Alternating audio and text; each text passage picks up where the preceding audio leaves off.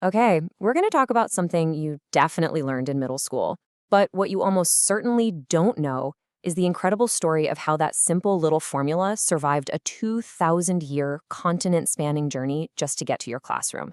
It's a wild ride. Right? The Pythagorean theorem. It feels like it was just always there, you know? Like it was carved into stone at the dawn of time. But it wasn't. It didn't just appear. Its survival is thanks to one of the greatest intellectual relay races in human history, where this torch of knowledge was passed from civilization to civilization, from language to language, across thousands of years.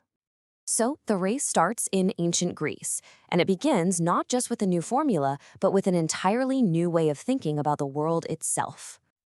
This right here, this is the secret sauce. This is what made the Greeks different. See, before them, civilizations like the Babylonians and Egyptians, they used math for really practical stuff, accounting, measuring fields.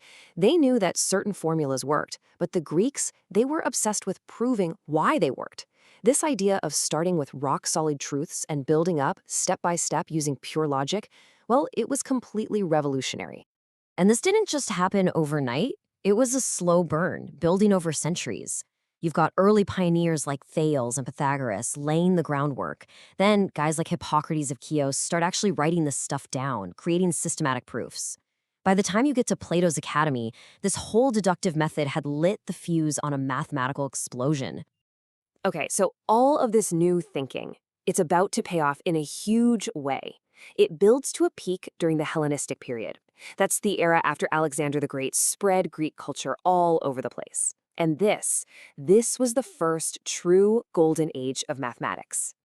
And the heart of it all, the absolute epicenter, it was the city of Alexandria, down in Egypt. Its famous library and museum, the Mausoleum, they weren't just buildings. No, they were an idea. They were like a magnet, pulling in the smartest people from all over the Greek-speaking world, creating this critical mass of genius that had never been seen before. And the results were just mind-blowing. You get Euclid, who compiles The Elements, a book that would be the textbook for math for the next 2,000 years. You get Archimedes, who got so close to inventing calculus it's almost painful to read, and Apollonius, who wrote the masterwork on curves. So this is it. This is the knowledge. This is the brilliant, shining torch that is about to be passed on. But here's the thing about torches. They can go out. As the Roman world started to crumble, all of this knowledge could have easily just vanished. The first critical handoff in our relay race goes to the brilliant scholars of the rising Islamic world. And let me tell you, this was not a simple copy-paste job. Not at all. This was a massive, often state-sponsored effort. Scholars would travel far and wide, hunting for the best Greek manuscripts. And look at this chain. It wasn't always a straight line. A lot of times, these texts went from Greek into Syriac first before they ever even got to Arabic. Then you'd have these incredible thinkers like Thabit ibn Qurra, who would review and actually correct the translations to make sure they were perfect. And this quote, wow, it just perfectly captures the deep respect they had for this knowledge. Al-Kindi's basically talking about the big debate they were having. Do you translate word for word to be as faithful as possible, even if it sounds a little clunky, or do you translate the idea, which is easier to read but might lose the original meaning? They chose to be faithful, to wrestle with the text to preserve its very soul. And here's what's so important to understand. They weren't just librarians, They weren't just preserving the torch. They were making it burn brighter.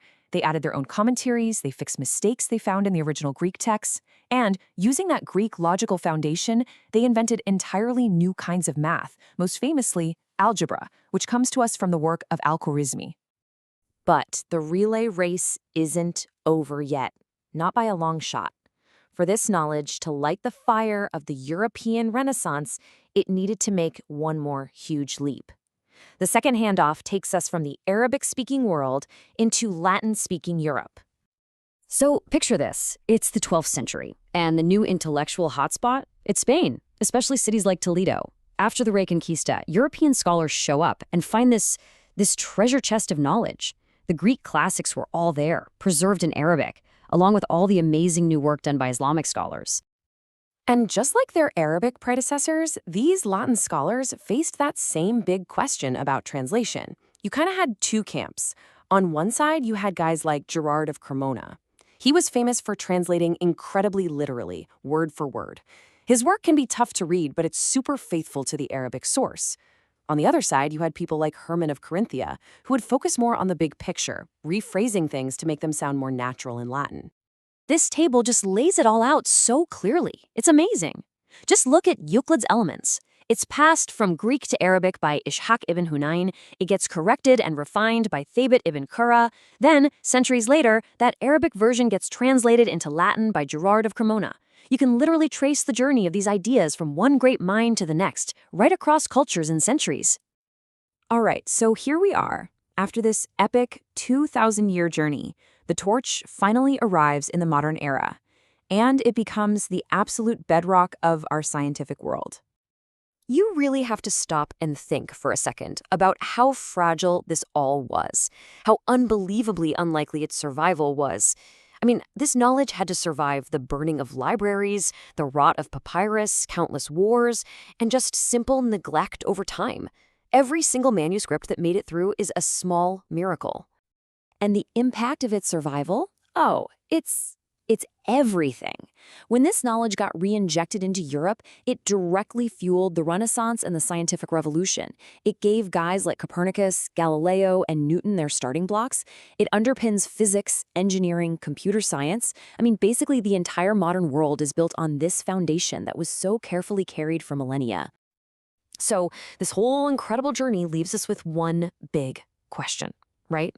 What knowledge are we creating right now that's so important, so fundamental, that future generations will stage their own 2,000-year relay race to keep it alive? What's our torch?